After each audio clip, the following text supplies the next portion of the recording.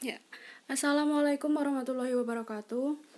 Perkenalkan, saya Rahma Sintia Ikusmaningrum. Di sini saya akan menjelaskan mengenai Helmin zoonosis. Penyakit yang akan saya jelaskan yaitu fasciolasis. Untuk fasciolasis, agen kausalnya sendiri ada Trematoda fasciola hepatica dan Fasciola gigantica, yang terutama ditemukan pada ruminansia domestik maupun liar, tapi juga merupakan agen penyebab fasciola pada manusia.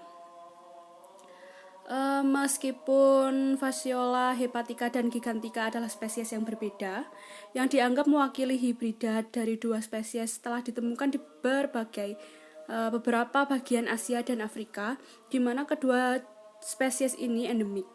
Bentuk-bentuk ini biasanya memiliki karakteristik morfologi menengah, misalnya ukuran keseluruhan atau proporsi, memiliki unsur genetik dari kedua spesies, menunjukkan tingkat ploidi yang tidak biasa, dan tidak menghasilkan sperma.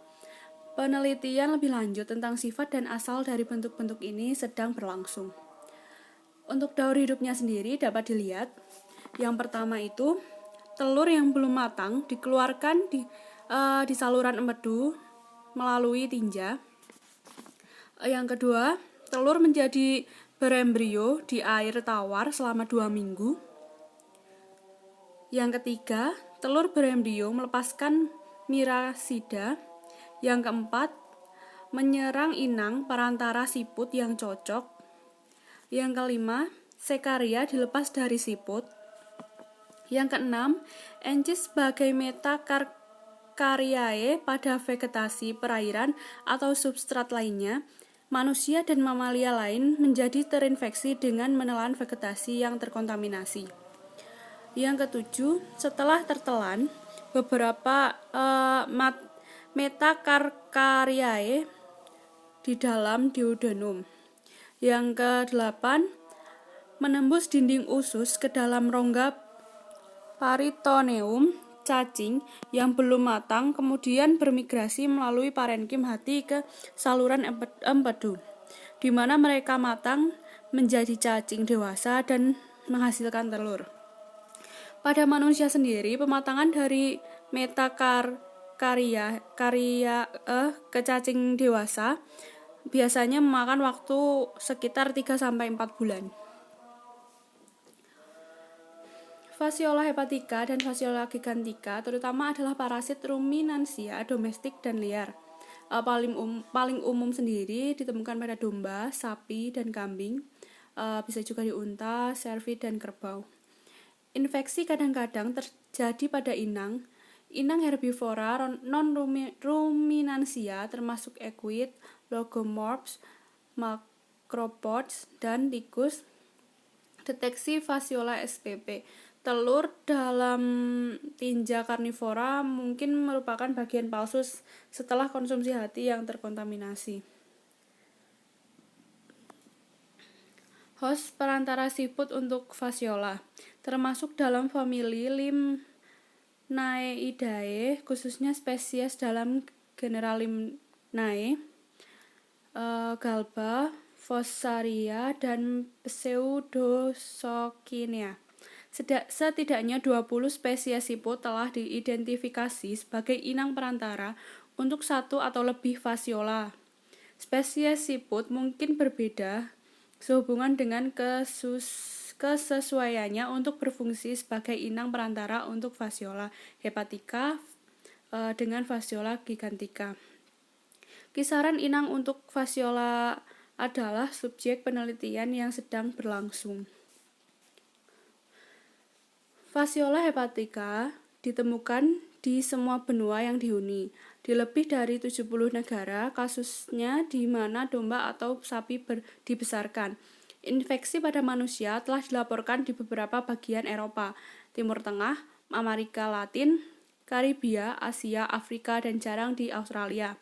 Meskipun kondisi untuk siklus hidup Fasciola hepatica ada di beberapa bagian Amerika Serikat, sebagian besar kasus infeksi Amerika Serikat yang dilaporkan pada manusia terjadi pada imigran yang terinfeksi di negara lain. Fasciola gigantica terutama ditemukan di daerah tropis dan subtropis. Kasus-kasus manusia telah dilaporkan di berbagai bagian Asia dan Afrika, serta di Hawaii dan Iran. Bentuk perantaranya sendiri telah dilaporkan dari daerah, khususnya di Asia, di mana Fasciola hepatica dan Fasciola gigantica bersifat endemik. Namun, bentuk-bentuk non-sperma lainnya dengan ploidi dan morfologi yang tidak lazim kadang-kadang telah dilaporkan di daerah-daerah di mana kedua spesies tersebut tidak simpatrik, yang menggarisbawahi perlunya penelitian lebih lanjut tentang bentuk-bentuk atipikal. Fasciola terinfeksi pada manusia melalui 2 fase utama, yang mungkin terkait atau tidak dengan gejala atau manifestasi klinis lainnya. Selama fase awal infeksi, periode ketika kebetulan larva bermigrasi dari usus dan melalui parenkim hati, larva migrasi dikaitkan dengan peradangan, kerusakan jaringan, dan reaksi toksik atau alergi. Gejala atau tanda tidak spesifik dan kelainan laboratorium dapat terjadi. Kadang-kadang cacing larva bermigrasi ke situs ektopik seperti paru-paru, jaringan subkutan, pankreas, saluran genitourinarius, mata, atau otak. Selama fase kronis infeksi, manifestasi klinik, jika ada, dapat berkembang berbulan-bulan hingga bertahun-tahun setelah paparan dan termasuk peradangan atau penyumbatan saluran empedu atau kantong empedu yang bisa terputus-putus. Peradangan pankreas juga dapat terjadi. Untuk pengobatannya sendiri, langkah pertama adalah memastikan diagnosisnya benar. Untuk informasi lebih lanjut, pasien harus berkonsultasi dengan penyedia layanan kesehatan. Penyedia layanan kesehatan dapat berkonsultasi dengan staf CDC tentang diagnosis dan pengobatan fasciolasis. Obat pilihannya adalah triclabendazole.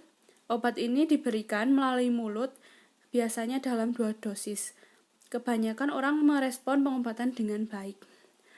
Cukup sekian penjelasan mengenai penyakit yang saya jelaskan. Mohon maaf jika banyak kesalahan. Wassalamualaikum warahmatullahi wabarakatuh.